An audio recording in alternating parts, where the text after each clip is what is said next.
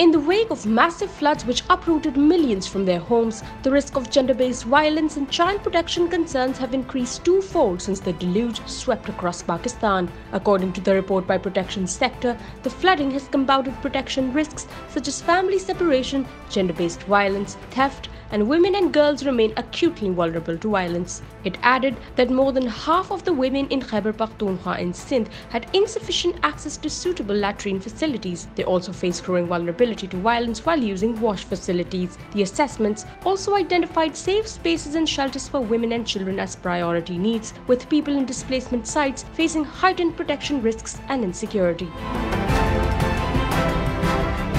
Under the newly amended accountability laws, the courts have started sending back corruption references involving an amount less than Rs 500 million to the anti-graft watchdog, with its new chief apparently in no hurry to forward them to a relevant forum for action. Accountability courts have recently sent back several references, including the one against PM Sharif and his son Hamza Shehbaz and former premiers Yusuf Raza Gilani, Raja Pervez Ashraf, to the NAB chairman, citing the amended legislation and with the direction to place it before a court of competent jurisdiction. The source in the federal government said it was unlikely that the new NAB chief would send these corruption cases to other forums like anti-corruption establishment. However, NAB spokesman Nadeem Khan said that all such cases will be decided as per law. The ruling coalition partners, PMLN and PPP, claimed all such references were instituted on political grounds.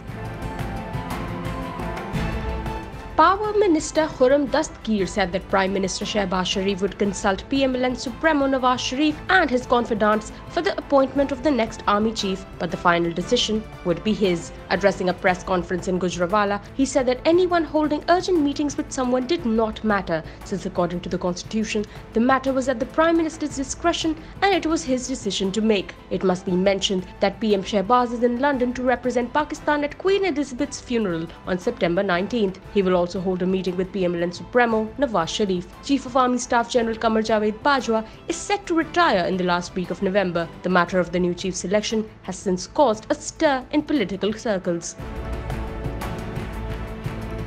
The coalition government led by the PMLN remained indecisive over the fortnightly fuel price change, which should have been announced on Thursday midnight. Based on the Oil and Gas Regulatory Authority's calculations, the per litre price of diesel was to be increased by around Rs 2 and that of petrol to be reduced by Rs 7. The delay of almost 2 days has triggered rumours that the government was facilitating petroleum dealers to sell their existing inventories bought at higher rates during the last fortnight. Earlier, PMLN Vice President Maryam Nawaz had also rejected the idea of increasing oil prices and even criticized the government for exorbitant power bills.